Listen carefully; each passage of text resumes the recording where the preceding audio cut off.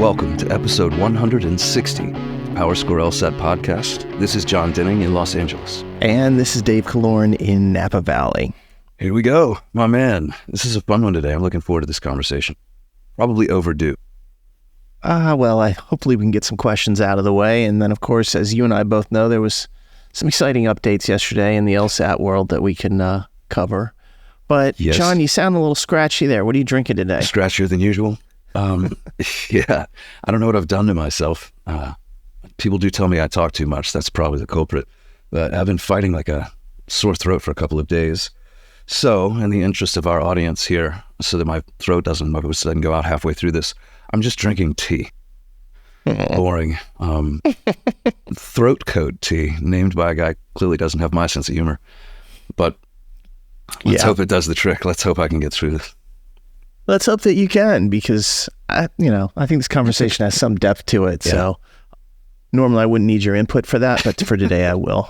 Fair enough. I may let you do most of the talking. Let's see how inspired you'll be. What do you drink? Well, since we're going to talk about the crystal balls and how those things kind of work, I went out in search of a crystal drink. And of course, I could have gone for Cristal, but I wasn't willing to spring for that. So I went for what's known as a Crystal Cosmopolitan, which is really just a vodka cranberry, except you put white cranberry juice in it instead. So I like the name. Lines up with it here.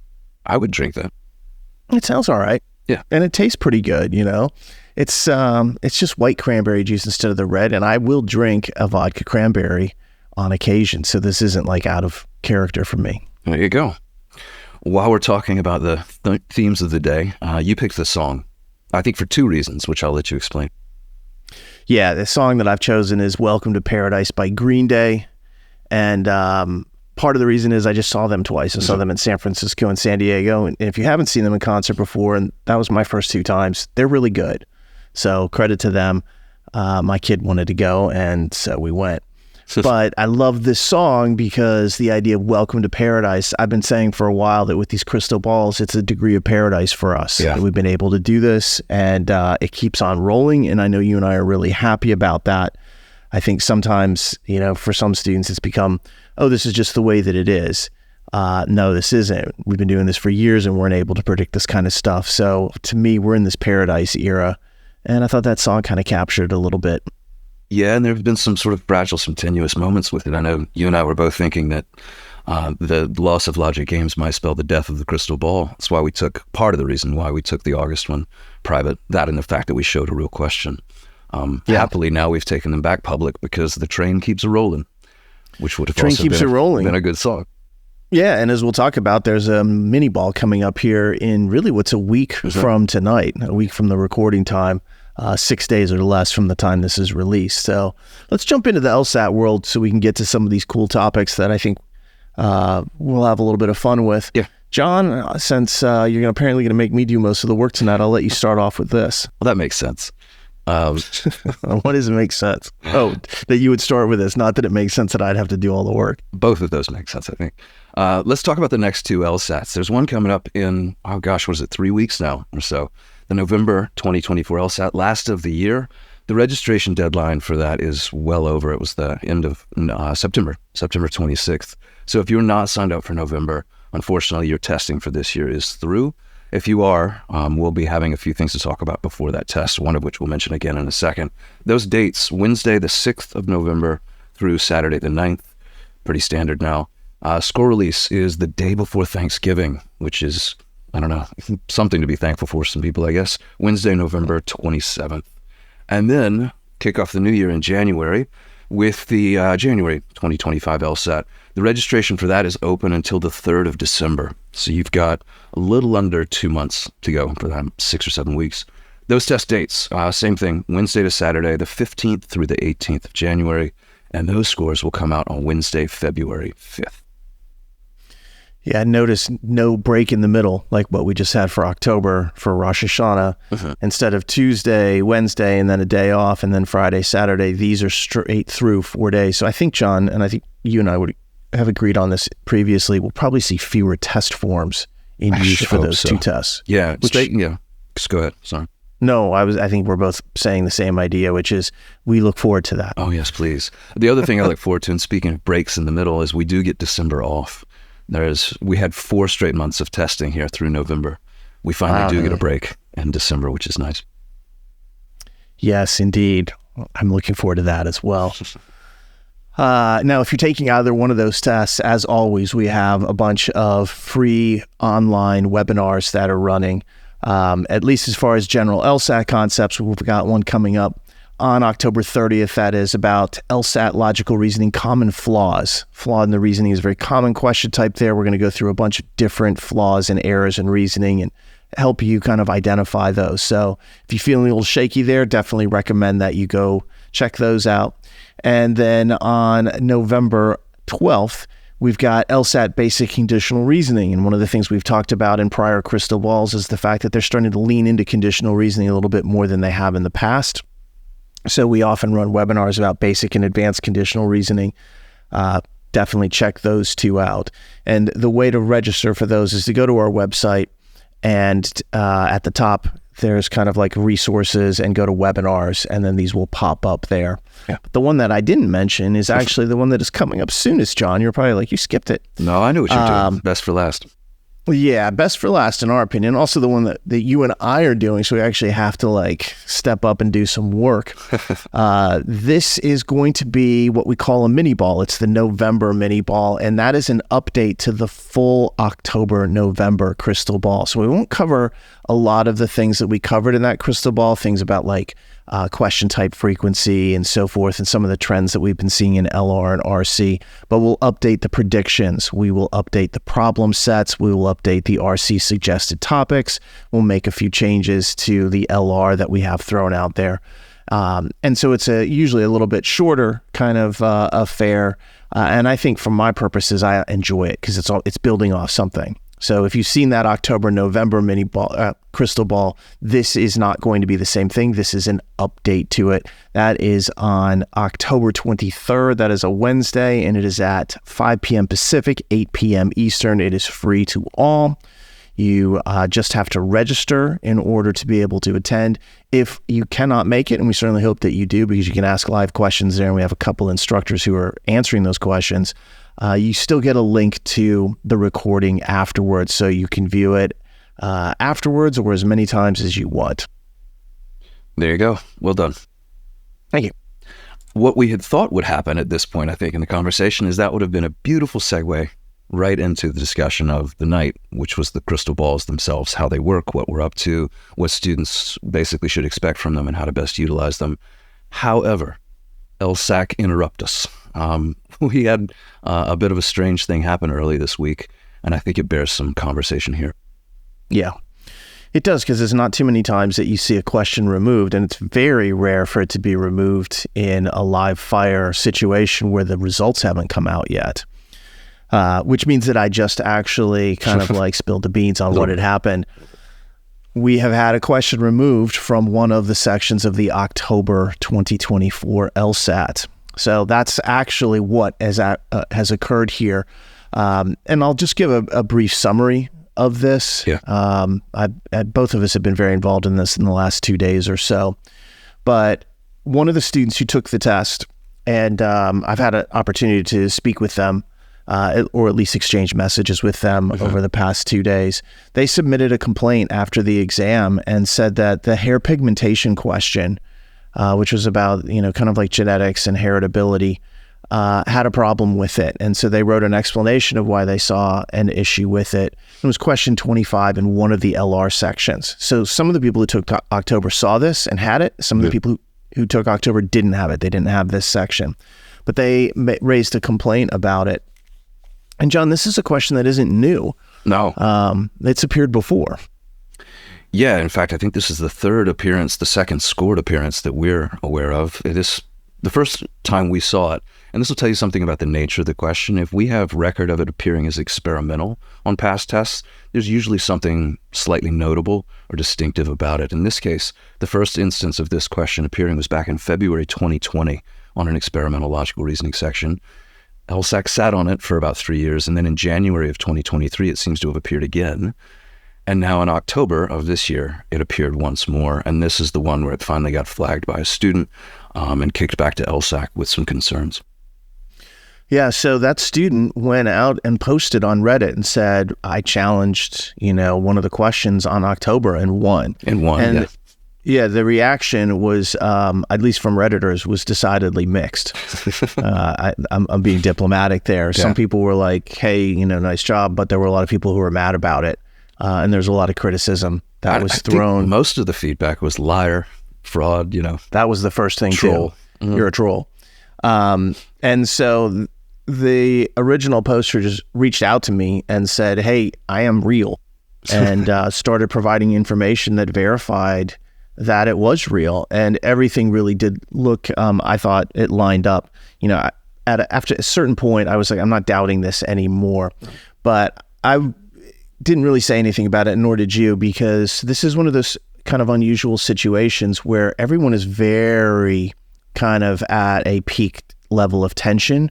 And I wanted to hear what LSAC had to say about this. Before I kind of went on record about it. I wanted to hear their take on it. I wanted to get their, honestly, confirmation as well, and to kind of address how they perceived the impact of this. So yesterday, finally, it took a while, bad scheduling, really between me and some of the LSAC folks. It took a while, but we finally were able to have a sit down, and they did confirm that, yeah, they pulled it. Mm-hmm. And, they were pretty honest about it. People often say, well, why didn't they just leave it? Or people spent time. Their point, and I think it's a good one, is there's a flaw in the question that we were able to identify. And quite honestly, I'm not even sure how they feel about the complaint that was raised. I got the sense, and I'm not saying this is, absolute truth. I got the sense there was more than one problem with the question. And that when they looked at it, they thought, this question shouldn't be here. And at that point, they had a team of people who'd already looked at it and agreed and said, no, it shouldn't be here. And so they did what I think is the best thing that you can do in that situation. If you got a flaw in the test, you remove the flaw. Right. It's like if you got a part of your car that's about to blow up, you remove it. Now, that causes a lot of controversy because some people think that they got it right. Some people know that they didn't. And some people spent no time on it. Some people spent 4 minutes on it. And so there's a whole range of, was I advantaged or disadvantaged? And I think that's what the conversation turned into. But just to address this, if you remove a question like this, this is standard practice. Yeah. If there's a flaw in a question on a test, you can't keep it live. It should not be part of the kind of the overall results, especially when you're still in the process of releasing those results. And one of the questions I was asked yesterday was, how often does this happen? And there's really two things. How often are questions removed? We actually don't know. We know that it does happen. It's a rare event. I think the LSAT's an exceptionally well-made test, and generally they have exceedingly high standards, better than I've seen from a lot of different test-making companies. So it's not something that's happening, with every section or every test. But questions being removed do happen. We've seen prep tests in the past where you come across a number and it just says item removed from scoring. Yeah. So we already know that happens. What happened here, though, is really interesting, is that a student caught it during the test. That hasn't happened since June 2012. Yeah. By during the test, you mean between taking it and score release, right? Yeah. Yeah. I think, they caught it, that it was an issue right during the exam, and then afterwards wrote that complaint and said, I think there's a problem with this. And what they had said was that it, basically causes you to make certain assumptions that are inconsistent with, the logic of the test. And I got the sense from LSAC that what they were saying is, yeah, maybe, but there certainly seems to be other things as well. And again, they didn't go into detail, nor did I expect them to. I got the feeling there might have been multiple problems with this question. Yeah. And since it's non-disclosed, no one's really seen it aside from those people who took it. And you know how tough it is to remember the exact wording, and exact wording matters. For sure. In this kind of situation. Part of me hoped and knew it would never be fulfilled, that when you did speak to them, the timeline of this is really interesting. So this all kind of blew up, I guess, Monday afternoon, Monday evening. By Tuesday, you were talking with LSAC, which is remarkable that within 24 hours of us hearing about this, we were able to actually go right to the source. My hope was maybe they'd show you the question and be like, here's why. Now, I knew that would never happen. But some small part of me, some Christmas miracle part of me was like, maybe Dave will get to see it. It might happen now. I mean, I think if I asked, I was like, question's gone. Let me see it. Let me hear what the explanation is. Yeah. I don't think it's an impossibility that could actually happen. On Monday, when I saw that this was coming up as an issue online, I actually flagged it to LSAC and said, I'm seeing this. Is this legit? Because what I'm seeing for proof here looks like it's legitimate. The person that is being cited does in fact work at LSAC. Further information came out on Tuesday that, solidified it to a point where I was like, it's 99.9, or this person's really, really good with Photoshop, which is not impossible either. But as it turned out, they took a lot of flack for being a troll when in fact they weren't a troll at all. Yeah. Whether or not you agree with the merits of the complaint is irrelevant, because LSAC agreed with the merits of the complaint. And one of the things they said was, look, we regret that this happened. We don't want it to happen. But the highest kind of public good here is to remove the problem. Mm-hmm. So beyond that has to be done. And so, what they do at that point is they say, well, the question is removed entirely from the exam, and they score it as if it never existed. So in their minds, I think the line that they would like all of us to take is, oh, no harm, no foul. Question removed. Nothing bad happened. Obviously, that doesn't take into account how it actually affected people during the section. And so I made that point to them. I'm like, I get their viewpoint. I'm like, the reality is, if I spent 4.5 minutes on that question and got it right, that was an investment that I made that I didn't get to make elsewhere. And maybe the replacement question, if that one had never existed and there was a different one there, wouldn't have required as much work. Now, John, as you and I both know, the conversation immediately rolled to, how does this affect the scoring scale? And did I just lose a point if I got it right? And that is a difficult conversation, because the answer is maybe yes and no. It's all of those. Yeah, I've been trying to be as clear as I can be in this very opaque world that LSAT creates. They do all of this stuff in such a black box, and intentionally, and they've never revealed their scoring algorithms. They've never told us exactly what it is that translates from the test to the conversion chart. They've never shown us any of this. They've never shown anyone, as far as I know. So what you and I have gotten remarkably good at is taking a whole test and being able to identify moments of difficulty and how that likely translates into a scale. But to take a single question and think about what it would or wouldn't do in or out, right or wrong, that is a task I don't think either one of us even considered attempting before. Yeah, well, it requires a complete new algorithm to be run, and to run all the analytics. It's just, it's basically starting again from ground zero. Maybe. The thing that we've said that is that we think it has an effect somewhere, because you lost a question. If you went from 77 to 76, you now have a different scaling.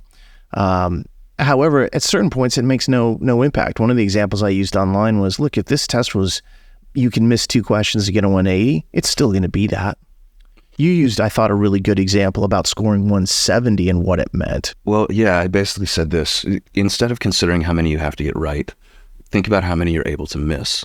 So let's say originally there were 77 questions on your test, and you could miss 7 for a 170. If they pull one of those questions, now you have 76 questions on your test. If you still miss 7, you get 69 right. Whether you got this question right originally or not, that 69 or that 70 originally is really the same outcome. If you'd gotten it right originally and they pulled it, well, now you have 69 correct and you're in the same place. So for that to be the case, pulling this question wouldn't make a difference. If you had gotten it wrong originally, it also wouldn't hurt you. So there are possible perspectives on this where no one's necessarily penalized. I think that might be a little bit Pollyanna, a little rosy.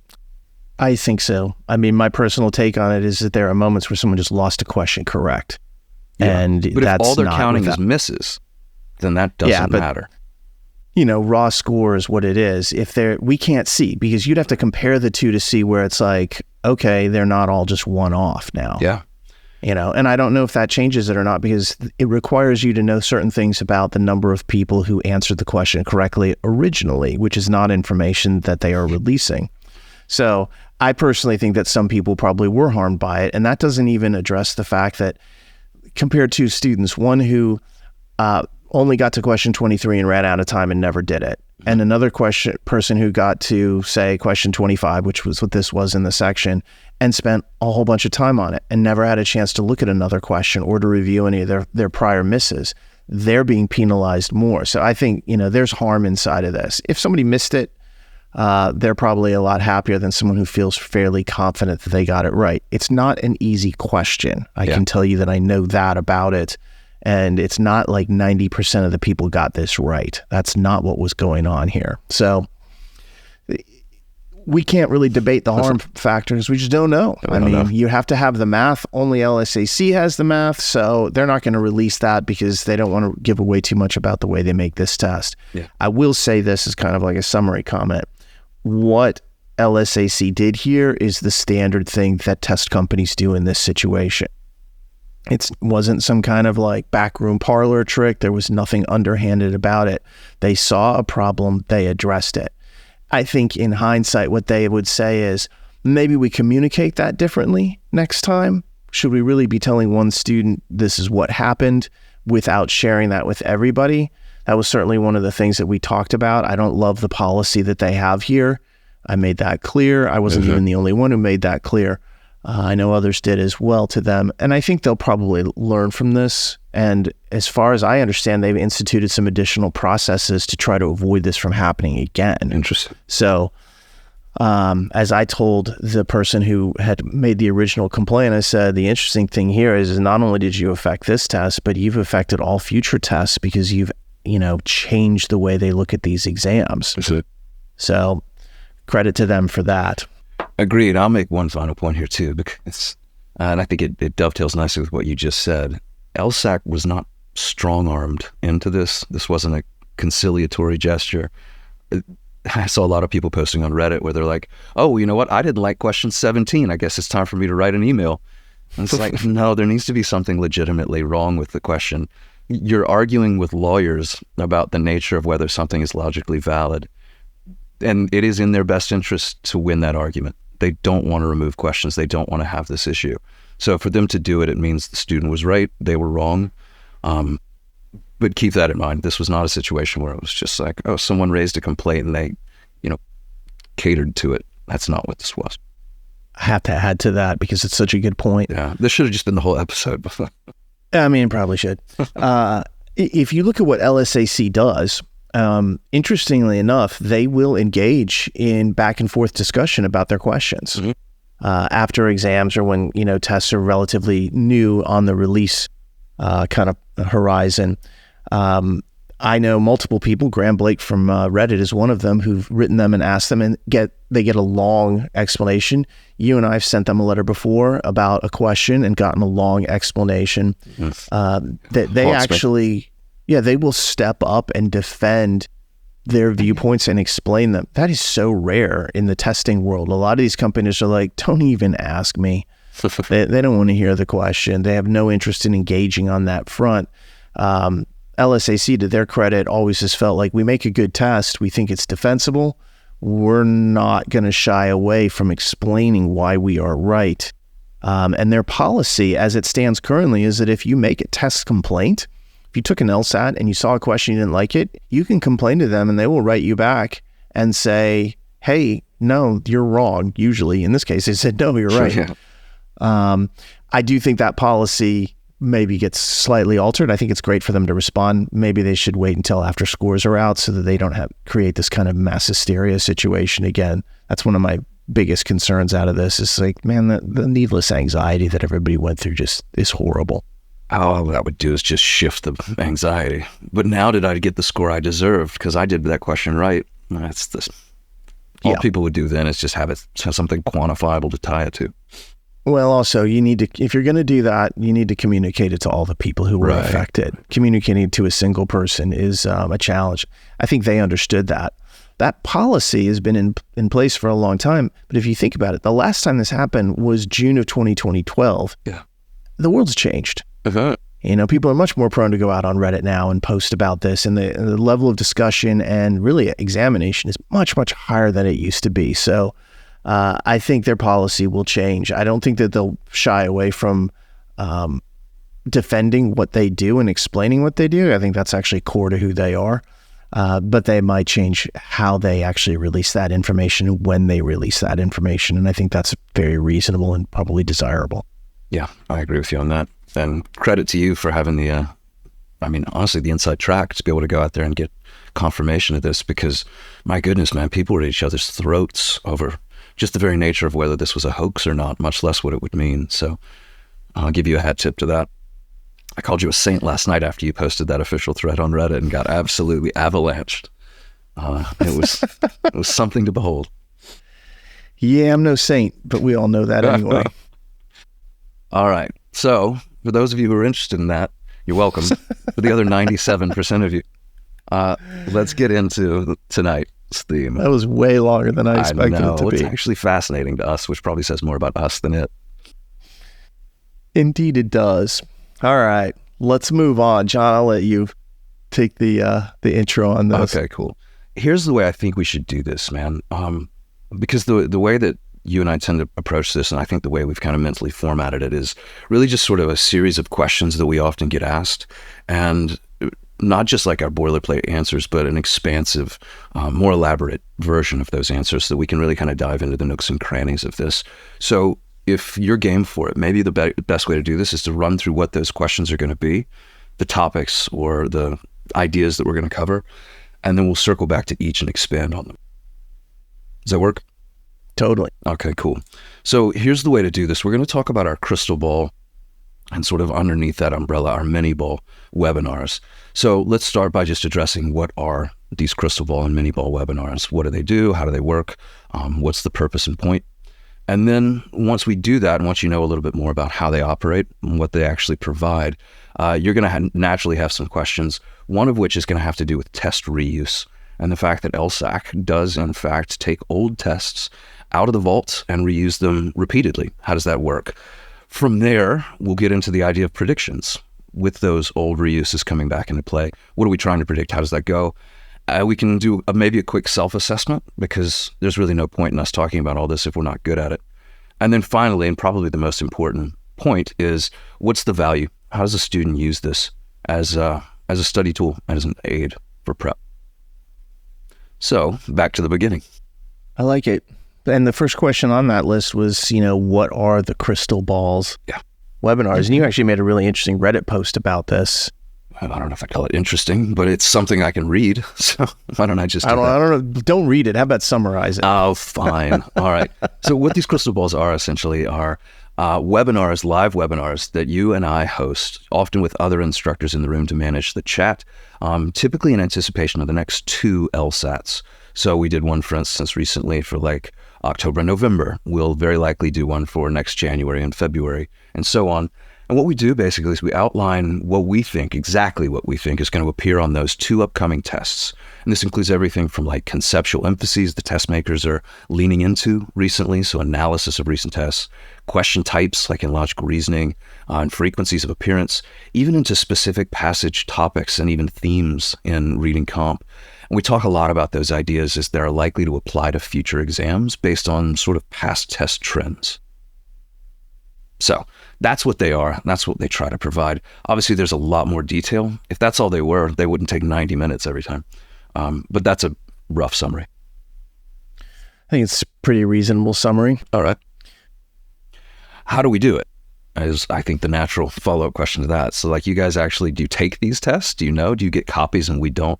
No. But what we do with every test administration, which is why I probably look older than I am, is we fastidiously track every bit of content that we can find from student reports, public information, things that people tell us. We've done this for every LSAT, at least you have, for over 25 years. And what that means is that we've got incredibly extensive records, this database really, on basically all previous scored and a lot of experimental sections for tests. And on recent tests, this has become particularly important because there are so many different exam bits of content and sections in play.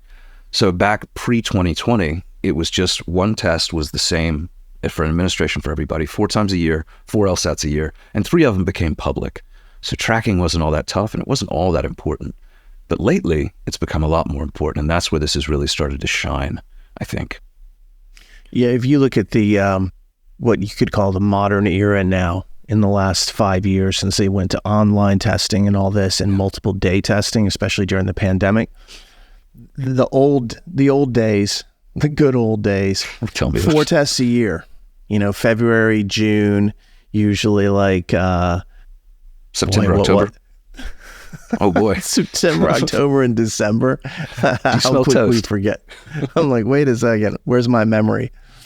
You go back and you take a look at those. Every test was released. Everyone who took the June LSAT got the same scored sections. Like, this is a strange world to us now, but back then this was standard. And that was the case for June, October, December, whatever the case might have been. Only the February test every year was held back.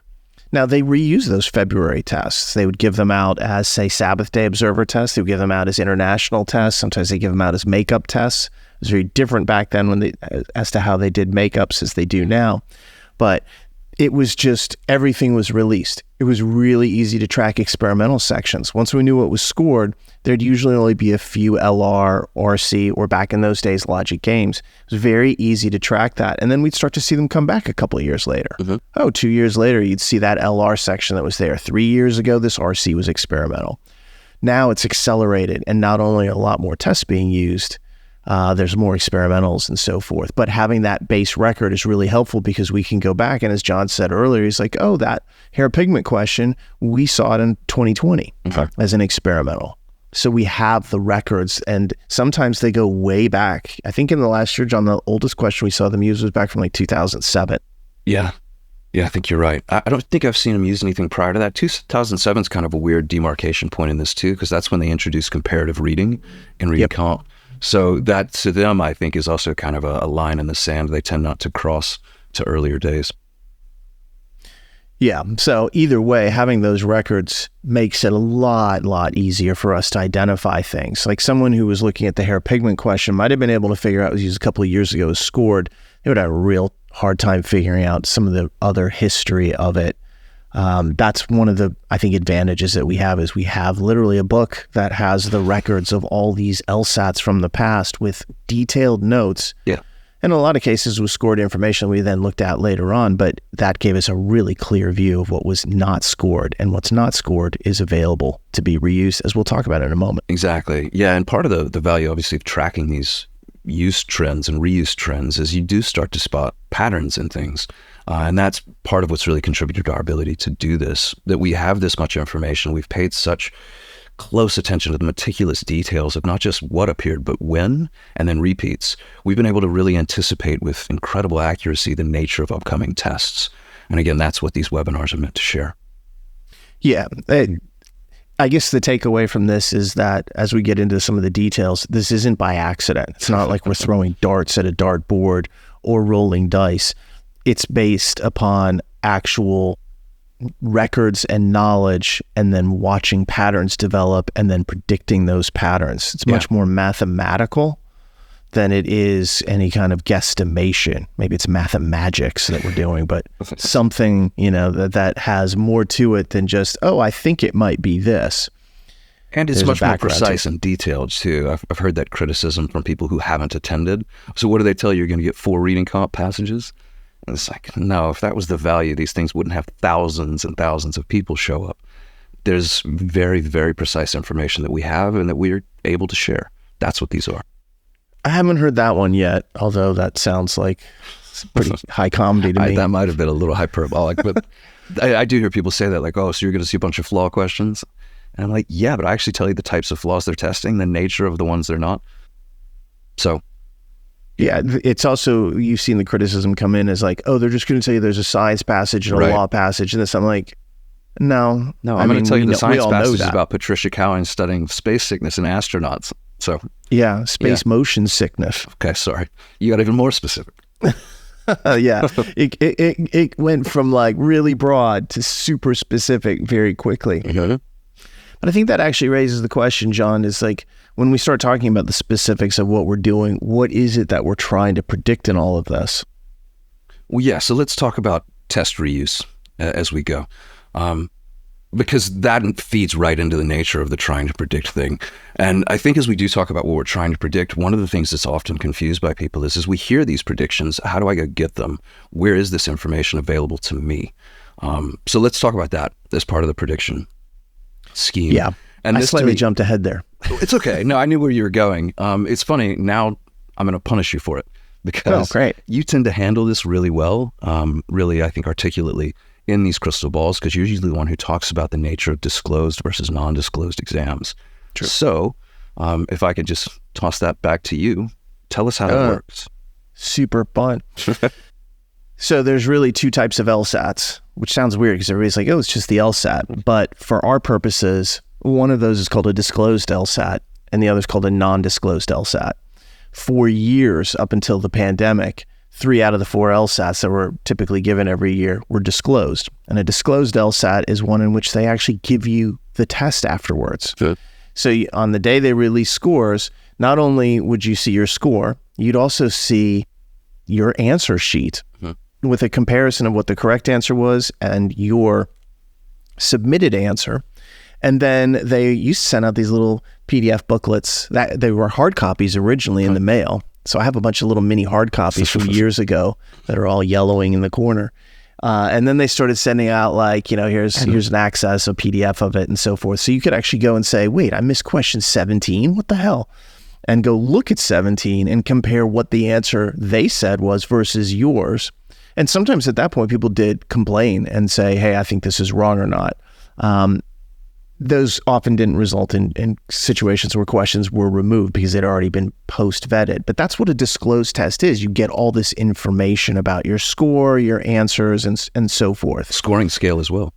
Yeah, you got to see the scoring scale exactly. So you're like, if I would have gotten one more, it would have moved my score. And some people were like, no, if I would have gotten one more, it wouldn't have changed anything. You're able to look at a lot of information. And of course, we would suck those pieces of information up and kind of like analyze the nature of that test, the difficulty of it, what the scaling said about it, and so forth. Back in the old days, 1 out of those every 4 tests, typically February, was non-disclosed. And now, these days, every test has been non-disclosed for a while. Okay. And a non-disclosed test doesn't give you hardly any information back at all. All that it gives you, essentially, is your score and your score band, which, of course, has no value for any of us. They don't give you the scoring scale. They don't give you your answers. They don't give you the correct answers. They don't give you a copy of the test. And so as we look at these LSATs from like really the pandemic, 2020 to the present, what we have is nothing has been disclosed to the test takers who took that exact exam. There have been a few tests that have been released. So they were kind of like disclosed after the fact. 5 so far, I think. Yeah, PT's 90 through 94 on the old scaling, which are roughly compared to like the late 150s in the new test format. But those tests were all administered from May, June, and July of 2020, the early pandemic tests that were actually given out. So the key thing is this, is that distinction, is pretty long-winded, but the key point is if a test is disclosed, if they put the questions out in the public, it's done. It's the way I've kind of analogized it in the last crystal ball was you're in a library and they took the book down from the shelf and now it'll never get checked out again. Yeah. They'll never give it to anyone else. That book is now in the public. That test is now disclosed. If somebody did it as a prep test, they can't give it 2 years later and hope that people didn't see it. So disclosed tests go away. They are out of the rotation. But those non-disclosed tests, well, they didn't show anybody what was on there. Yeah, the only people who've seen it are the people who took it live. Yeah. So let's say 2 years later, you have a different group of test takers. You do a little kind of mathematical check to make sure none of them took this exact exam 2 years ago. Well, what's to stop you from using that same exam? Nothing. Mm-hmm. And in fact, that would be a really cost-efficient move for you to make if you were a testing company. And, these things are expensive to develop and very time-consuming. So if you can use them more frequently than just once, Wouldn't you do that? Yes. You don't know that you just threw me an alley-oop, but you did. I'll let you finish. Thank you. No, you want to finish it. The natural question here is, well, why did they stop releasing them? Why do they keep them? It's because they moved now to a format where they're giving this test 8 times a year, 2 to 4 days per administration, multiple tests each time. You can't create that much content as new and still satisfy that much volume. So the only way to do it was to keep all of those things private so that they were able to be reused.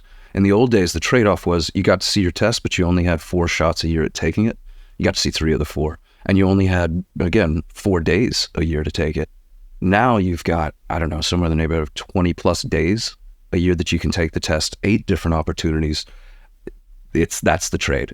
And multiple times throughout the day to test. It's not 9 a.m. on a Saturday. Yeah, if you think about it, that's why they made the change. If we're going to administer a test and give it to 30,000 people, well, we got 30,000 uses out of it. Mm-hmm. Now let's go back to say, August, September, October. Here we're administering, 4 or 5 tests, let's say, and are 30,000 people going to see it? No, because you're going to have like a quarter or a fifth of those people see one test or most of it, and so on. And so the volume of what's happening is far lower. You can't keep up with it, as you said. Right. So if I had a 30,000 person test, and none of these have been, maybe November will hit that, but we'll see. Let's say it's 20,000 and I've used 5 tests. Let's say on average that 4,000 people each saw that. You don't want to just throw away a test after giving it to 4,000 people. You want to wait another year and give it to another 4,000, and then wait a year after that and give it to another 4,000 so you can actually use it over time. This is why they reuse tests. They give it to people who haven't seen it before, who wouldn't know anything about it in particular, and that actually saves them a lot of time and money, because if they had to develop a new test for everybody and they released everything, they would very quickly run out of exams and run out of time to make new ones. There wouldn't be an LSAT at that point. And some people would rejoice about that, but at least that's what would happen. So this was predictable. And by the way, John, as you well know, that point about the fact that they were going to run out of content is what started us doing the crystal ball in the first place. Yeah, I remember sitting there. I think we were in your house, actually, when it occurred to you. My office. Office then. Yeah, I think I saw like that cartoon light bulb, actually, above your head. You're like, you know what? I think. And I was like, oh, here we go. This is going to be good. They added a new test, and I was like, they don't have content for this. They're already struggling. We could see them begin to struggle over time with content. They started reusing things more frequently, and then they began amping up the testing schedule, and they added one, and I was like, they just don't have the content for this. I bet I know which test they're going to use. Yeah. Because our records had kind of like indicated it, and then they gave that test, and indeed, that's the test they use. And that's when the real crystal ball, I think, began. When we're like, we just predicted which test. So you and I think, if we were these type, would be dancing in circles, but it isn't 1820, so we didn't do that. I think we probably went out to the bar and had a drink. Yeah, I'm sure we opened a bottle of wine and then went out to the bar and had a drink.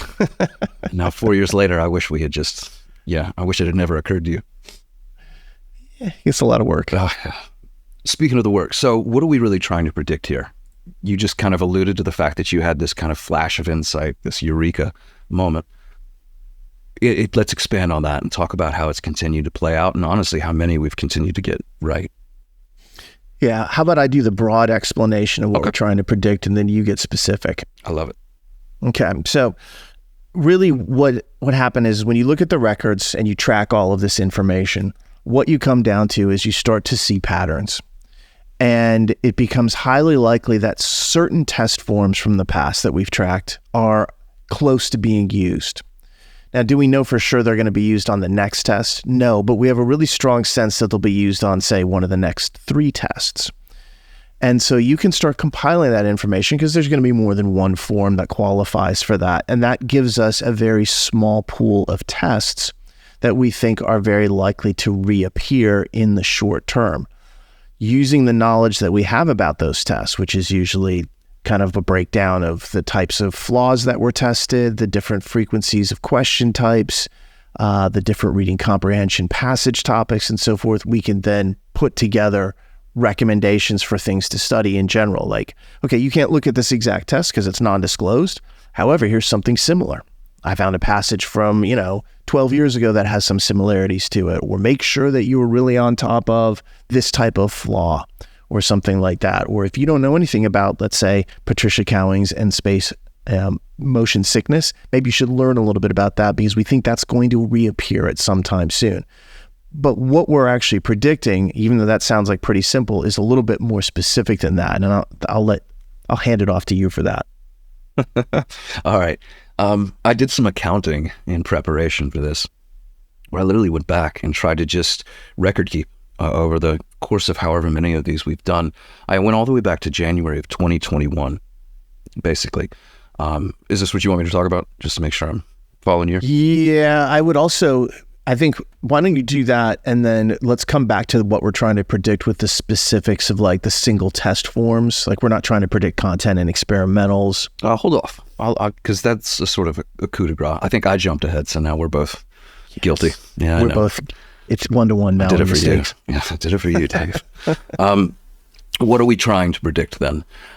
Really, what we're attempting to do here, and as you mentioned, it's not about every single test form. What we're really looking to do is to find something that they've used once, brand new content that's still sitting there in service of a reuse. So we can look back and be like, look, they've used this twice or 3 times or 4 times. This is fair game now. This is clearly just in the bucket and they'll grab it whenever.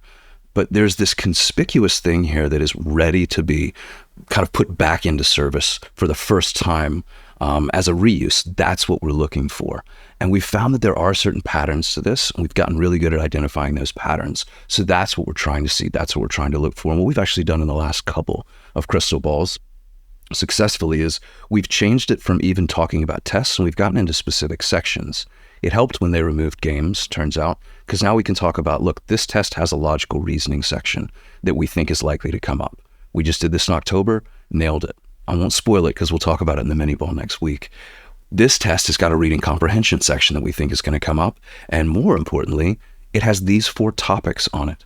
Go look at these topics or familiarize yourself with these topics if you're not. So That's the sort of thing that we're able to do here.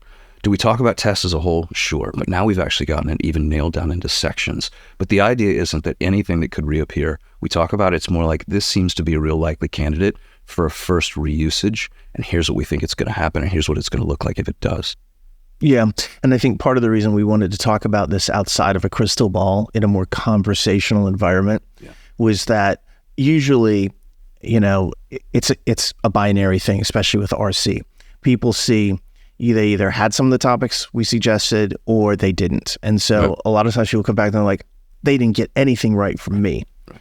And, you and I both know that is actually just part of the game. It's built that way. Sure. There is zero chance that anybody can predict all the content for all students. There's too many test forms in use.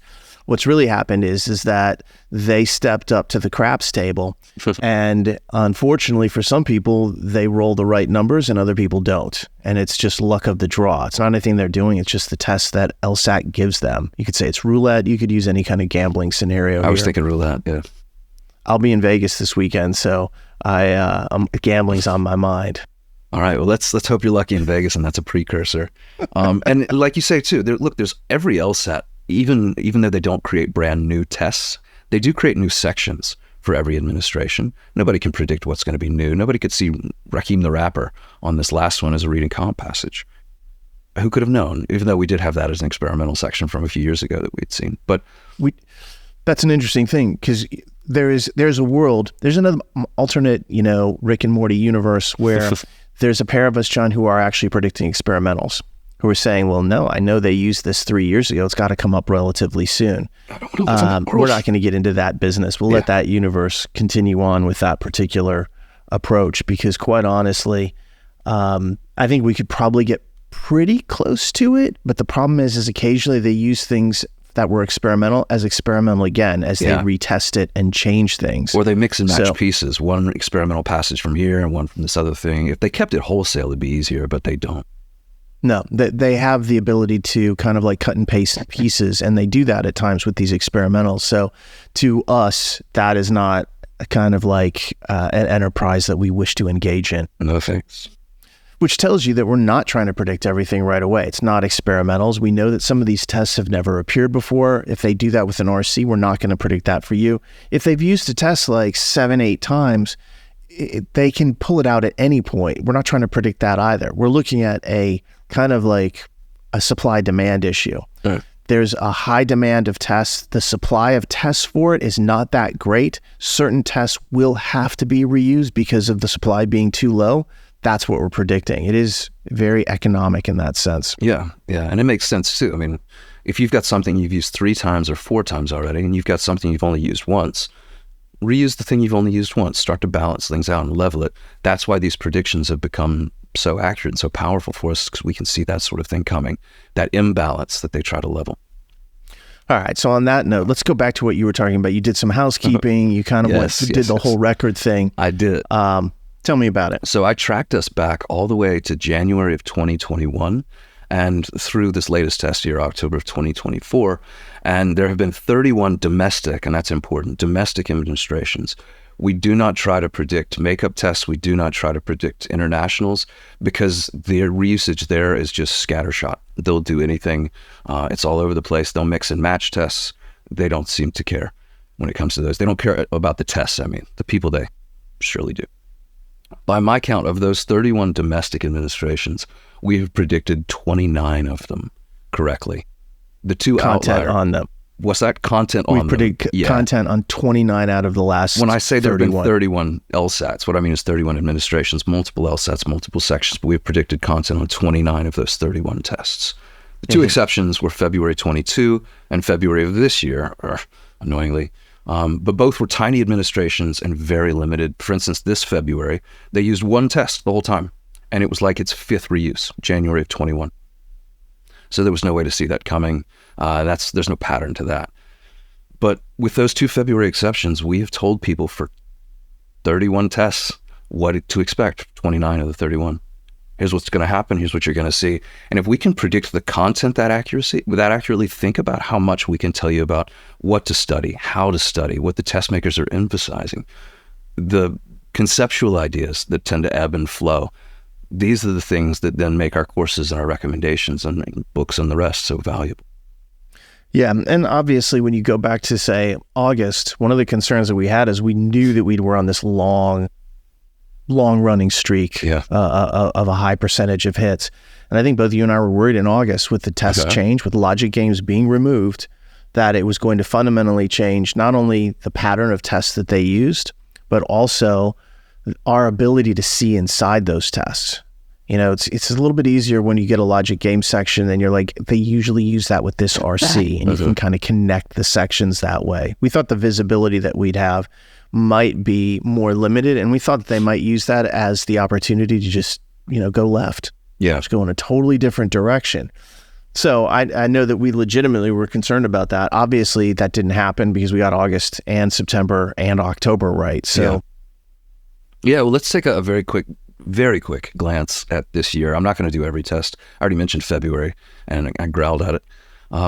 Take April, for instance. There were 3 main sections still in use back then. We predicted not just the source test for all 3, but every single scored reuse we predicted. Experimentals, obviously we didn't, and brand new content, obviously we didn't. June, we predicted the virus game, which was probably the standout moment there.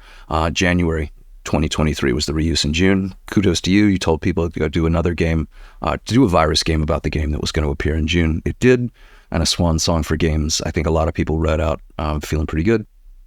September, I'll jump ahead a little bit. Every test form in September either contained brand new content or the exact content we predicted as one of our top 2 tests.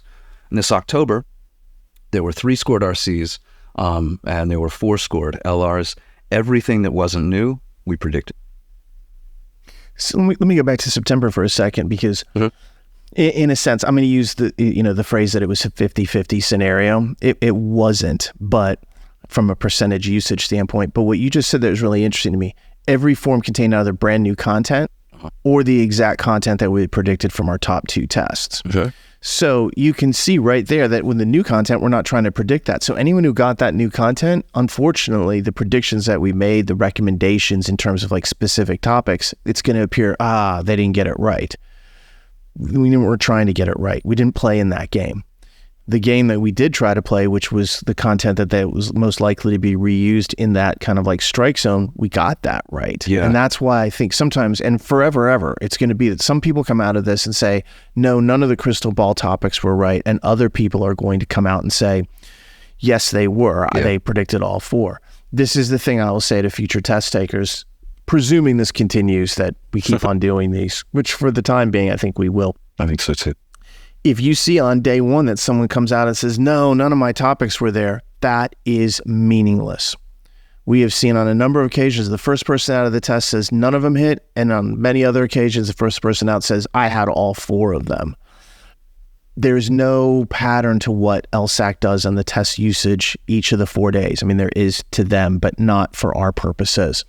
So it doesn't matter if the first day has 0 content hits. That has no impact on day 2, 3, or 4. It doesn't mean that they're now not going to hit. It can hit at any point. We don't know that, and we don't try to predict that for whatever it's worth. Yeah, how could we? But yeah, I mean, that September test is a good example of one where people were coming out in droves being like, you told me all 4 of those passage topics. I studied Vermeer or whatever. And there it was. So let's wrap this up with a discussion of that idea of value. Because I think up to this point, students are like, okay, yeah, it's a little inside baseball. I see how the sausage is made, I guess, although they really don't. But where's the takeaway? Where's the applicability of this when it comes to, putting these principles into practice? Well, I think there's several. And at least inside the crystal ball, I stopped and talked about this. But I want to talk about it a little bit differently than we do in the crystal ball. Because I don't like to repeat myself that much. And I think, it's useful to kind of like go through this. But let's start with like the first of the relative principal benefits. And that is, when we have this confidence in thinking this is a high likelihood that this is coming, it's going to be reused. And we kind of also know at the same time the nature of how they've shifted the language inside the test, certain trends and points of emphases. We can help you prioritize what to focus on as your test date approaches. We can go in there and we can talk about like, look, this is the typical frequency of various question types and concepts that we're seeing. These are the type of RC passage difficulties that we're running into.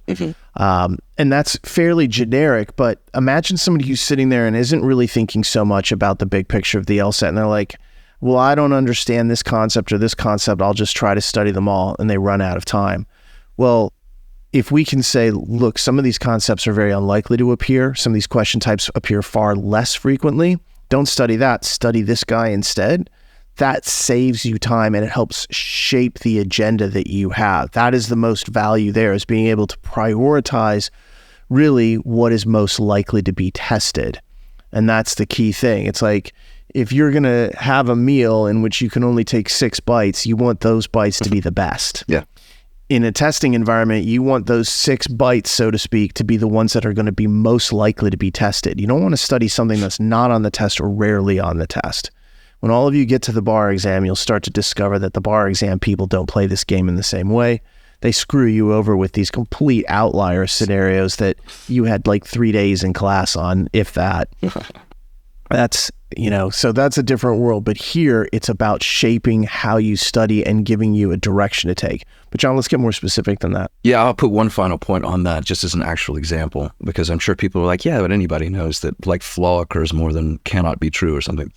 So my exact example that was in my head was it while really? I was talking. Yeah, there you go. In your mind, David. Exactly. And one of the things that we've noticed in recent years is that certain question types do get emphasized more and less often. There's this almost like accordion effect with certain questions. Weekend questions will become all the rage for like a year and a half, and then they'll kind of shrink. One of the things that we have seen recently has been a reemergence and kind of preponderance of pointed issue and point of agreement questions. And I have made a repeated point to emphasize those in these recent crystal balls. Guys, in hindsight, you go to a release test, you might only see 1 or 2 of these. You might see 3 a section on your upcoming test. Go study them. I get 100 messages from people being like, how did you know there were going to be 3? So we can actually tell to that fine a point, this is something that we're really testing a lot of right now. So I wanted to use that as an example, even though I do agree this is probably the most generic of the various benefits. It still I want to make another bonus. comment though. This is a question that, sometimes comes up and we've been asked about fairness aspects of this, and I'm not going to go too heavily into those because I don't really care. We're able to do it all this is public information to some extent, or was at some point, so I'm not going to kind of go too far. But test preparation is the idea of saying, hey, let's prepare you for this upcoming test. We know that test preparation is a standard part of every single industry that does testing. It exists for the GMAT, it exists for the SAT in high school, it exists for the bar exam, obviously for the LSAT. There's tutors that help you with your math test if you're in 7th grade. So to me, when I look at this, what this is kind of like an extra octane level of test preparation. It's not just that we're going to say, hey, make sure you understand cannot be true questions. We're going to say, make sure you understand these pointed issue questions first, and that you really understand that concept before you worry about some of the secondary concepts. It is just another level of insight into this, which frankly, to my knowledge, no one else in this field is anywhere close to at this point. I've never even seen anyone try to attempt it, frankly. No, I don't think they could at this point because they don't have the prior records and So there we other go. things. Yeah, among other things. Like the stones. Let's get a little more specific, because I think this is the more fun stuff, at least for us. So a secondary benefit of this is that, look, when we can correctly anticipate the specific content being reused, like if I know that this test is most likely to reappear, then we can actually talk about, and I've mentioned it a few times here, the specific passage topics and reading comprehension that were on that test. I can say, for instance, look, this January 2023 reading comp section, I think is the most likely to reappear in September, wherever. And here were the 4 topics from that test.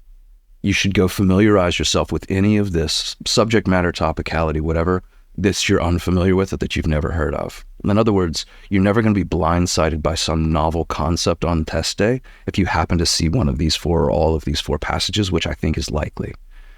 That's a powerful thing to walk in and sit down and look at a passage and be like, I just read about Patricia Cowings or Alice Munro or whoever.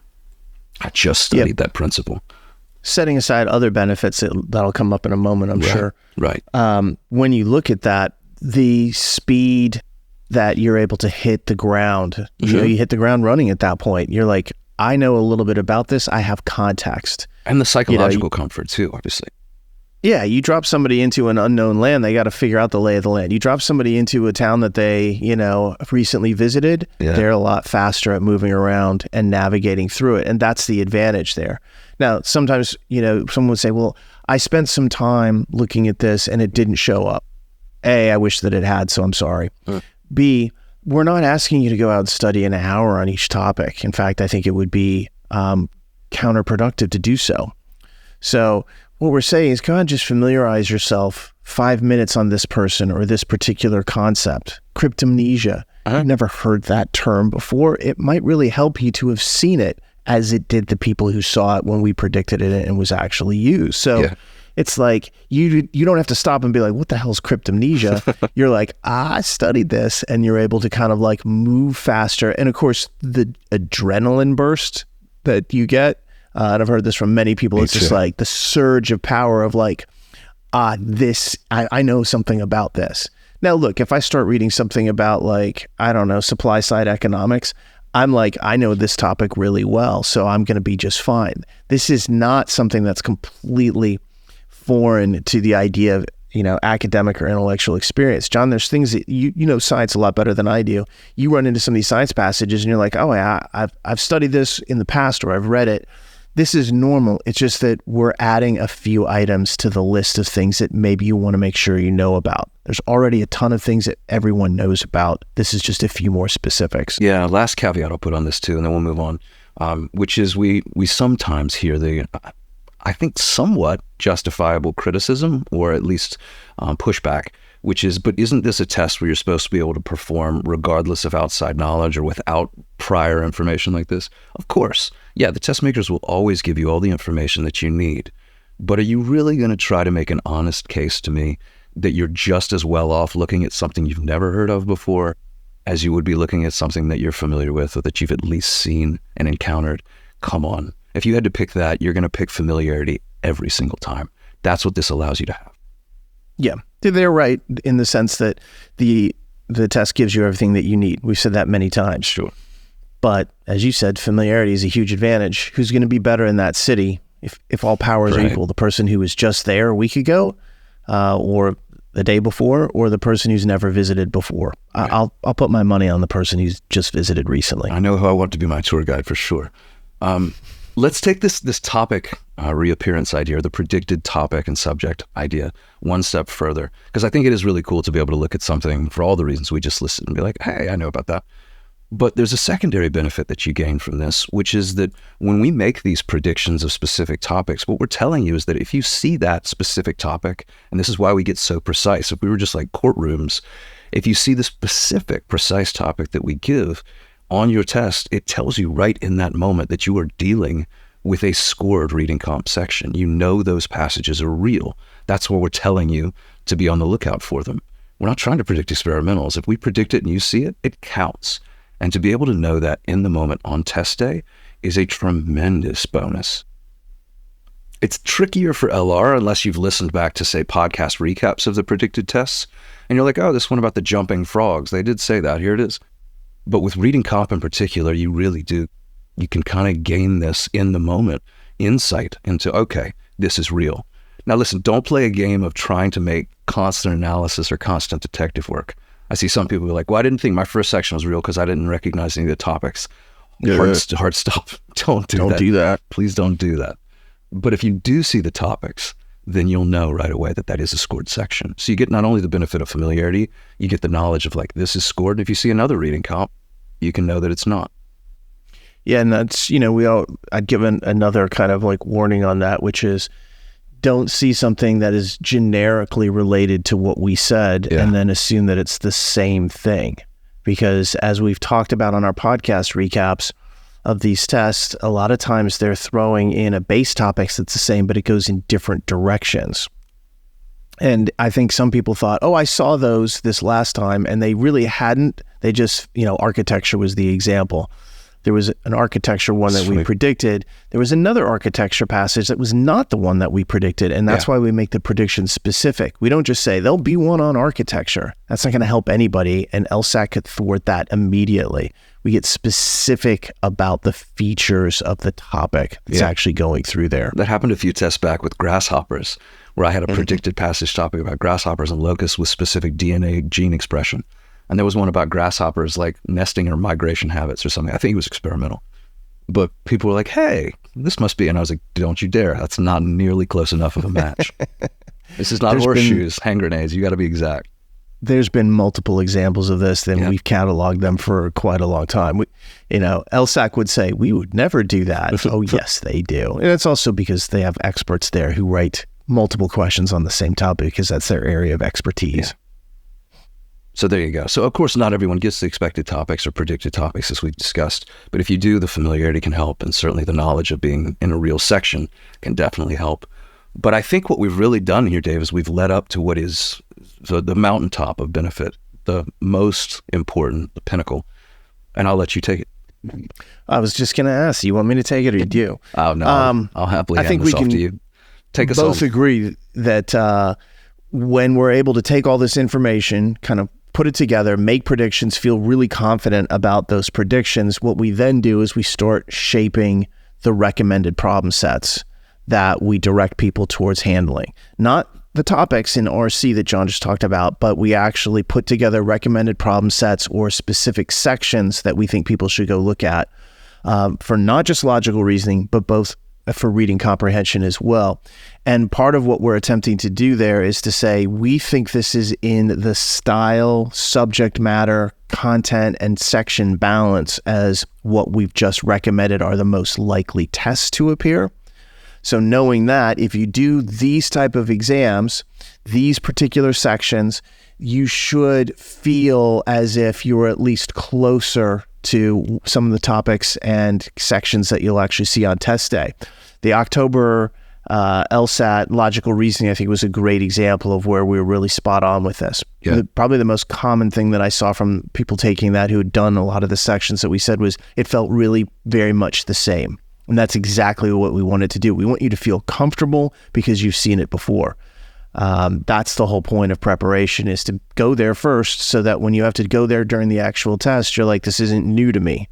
That's that familiarity thing that you talked about with the RC topics. Right. This is really the way almost all preparation works. So The one thing that does come up, though, John, is that people will say, hey, if you're going to predict certain tests, if you're going to say that this unused test, non-disclosed test from, say, 2022 is about to be reused, where can I go see that?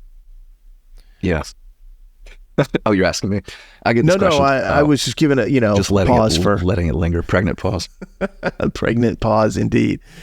Yeah, you can't see those. They're non-disclosed. They have not been given out to test takers. They remain a book on the shelf in the great LSAT library that can be pulled down and reused.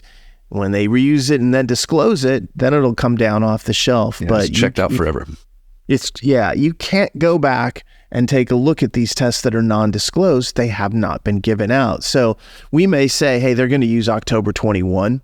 And the version of the test that we're looking at, you can't get. We have all of our information on it, so we're confident in what we're looking at, but you will not be able to go back and find that test. I wish that I could say that you could, but then that would be you doing the actual LSAT before they gave it to you, and that is something nobody wants to have happen on the LSAT side, so they work hard not to make that occur. Yeah, that's what was making me laugh before, because people have actually asked me that. So if I come to this crystal ball, you're going to give me the test I'm going to take? Like, what? No. No one can do that. No, but we will give you information as close to the test you're going to take as possible, and that's the value here.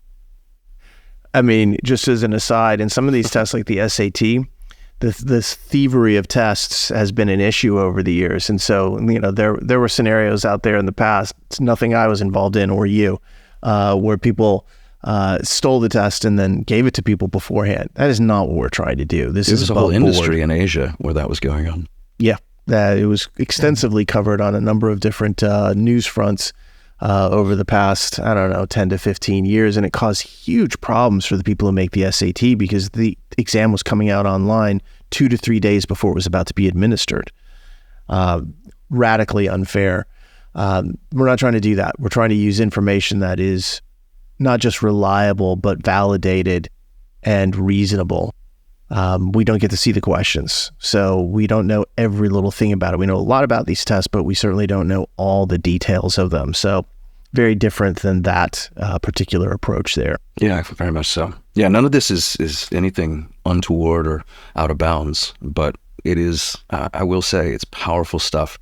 And let's hope, as we started this whole discussion with, that we stay in paradise for a little longer.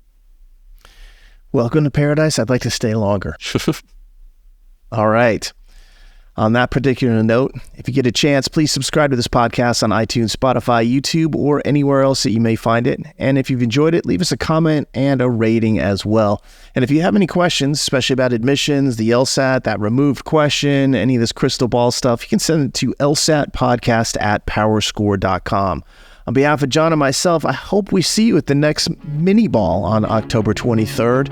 And until then, stay safe out there, and we'll talk to you soon.